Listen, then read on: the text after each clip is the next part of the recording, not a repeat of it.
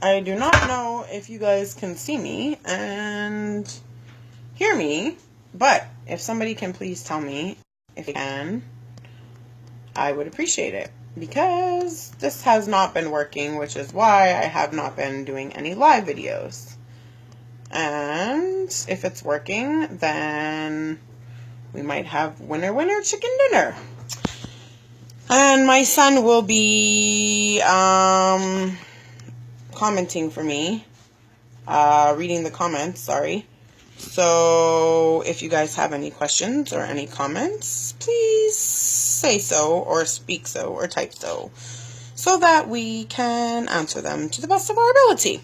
So I'm going to show pot and pot cooking today. I did a survey a little while ago and asked you guys what your biggest Instant Pot challenges were, and I was quite surprised at how many of you guys said pot and pot cooking.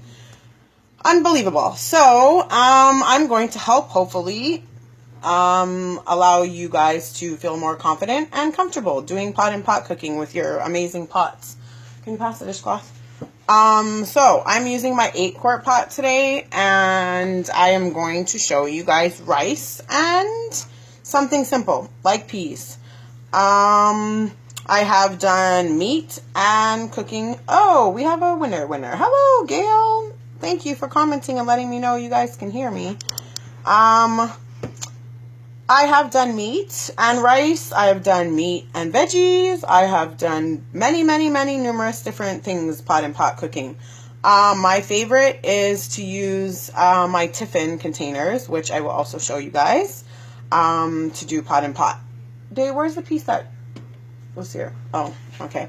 So I am using my broken Instant Pot 8-quart because IP did kindly replace my lid and my liner for me. Thank you, Instant Pot. But the one I'm using is the broken lid. So don't mind that it's cracked on the side. I have not glued it yet.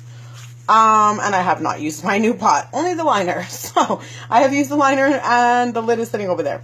But I'm going to get started because I do need to get my dinner going, and my son is going to help. He's over there. My big son. See? Oh, my twin. I love you. Thank you for your help. Okay? So, let me turn this camera around, and here we go. So, Dave, I'm going to turn the light on, because, you know, Dave can't ever see anything.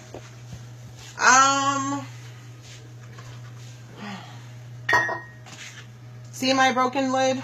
This sucks. I really hate this. This is broken. This is what happens when you have falling lids that just fall off your pot for no reason. So, let's get started, okay? So, we have already, oh, we're dropping the broken pieces. We have already prepped all of our stuff. So, I'm just going to show you guys how it's going to go in here. Remind me I have this frying pan on, yeah? Are you picking at your face? Why do you have this, like, bump here? Okay, stop.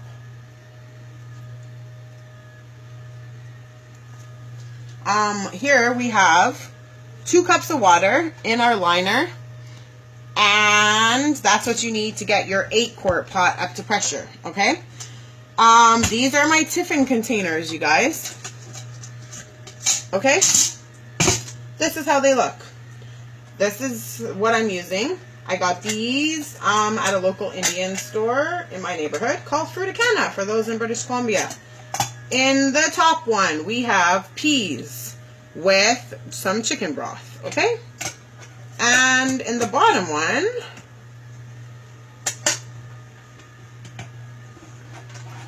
we have rice. This is 2 cups, yes. 2 cups of basmati, washed, okay? Oil and salt. This is how I make my rice. Never fails. Never had a problem. This is whether it's in the tiffin, out of the tiffin, in the liner, out of the liner. Okay? So, rice is going on the bottom, you guys. Covered with this on the top. I have never done peas in my pot yet. This will be the first. I do rice all the time. And I am using my liner, my trivet, sorry, to hold these as well. Okay? That's highly important. And as you can see, it closes with both of my tiffins in there. I think we have done up to 3 tiffins before, yeah? But which pot? Not this one. Yeah, it must have been this one. Because the other pot doesn't hold 3 tiffins, I don't think. stop right now. Okay, so now we're going to get this little party started here. Pot in pot party, I'm going to call it. Okay, and this is my broken piece, and it has not affected my pot as much as I hate looking at this cosmetic damage.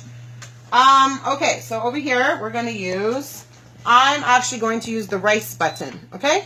Now, pushing rice on my 8 quart is coming up low pressure and normal. You cannot adjust this, you see? Oh, wait. Cancel. Rice, you can adjust it to more, 15 minutes by pushing rice again, or less, 8 minutes, okay? It's still saying low pressure. I can change it to high pressure and normal, and there we go. High pressure, normal, 12 minutes. That's what I do, okay? My peas might be a little bit overdone because 12 minutes is quite long for peas.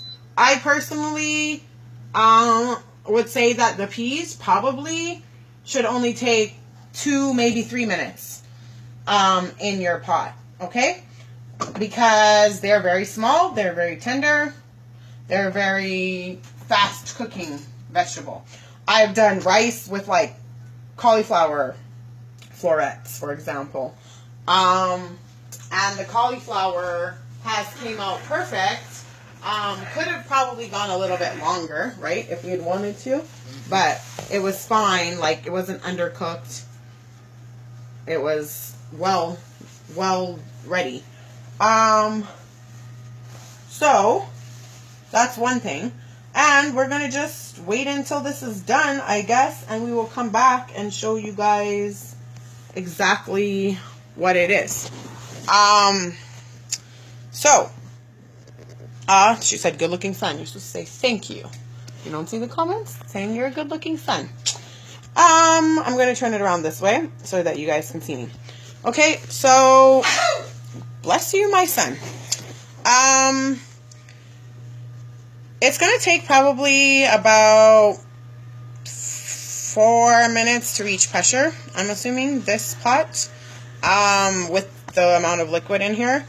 And I'm curious to see myself how the peas will turn out because, as I said, they're very small. So usually I try to say do maybe like the same kind of consistency of your item that you're trying to do pot in pot. So for example, I'm doing the rice, cauliflower, broccoli florets, carrots, like baby carrots, potatoes, even say you have like 1 rice eater, 1 potato eater, something like that could work. So I would personally like quarter my potatoes and then put them in the water, salt, same thing again, 12 minutes. The potatoes will probably still be intact. I have done, usually my potatoes I don't do on the trivet, I do cut in water, 4 minutes, and they're always perfect. Doesn't matter if they're diced, quartered, whatever. Wedges. So my suggestion would be just try to find something that's similar in consistency, temperature, time-wise, as the item you're doing pot in pot. So there's many ways you could have done it. For example, you could have done like saute your meat on the bottom of your liner and then added your liquid. Say you were doing like a roast or something. Sear it, add your roast, add your liquid, put your trivet. Depending on the trivet you get, there are some in my Amazon links file that are taller legged so that you could put your roast underneath, and then your trivet, and then your tiffins or your glass or whatever container you guys choose. I've used my Lagostina dishes. I've used stainless steel. I have used Pyrex myself before, hearing from Pyrex that it's not a good idea. So I no longer suggest using glass, Pyrex or whatever in your Instant Pot as a pot in pot option. I am suggesting stainless steel just because I find it holds the heat and retains the heat better and longer.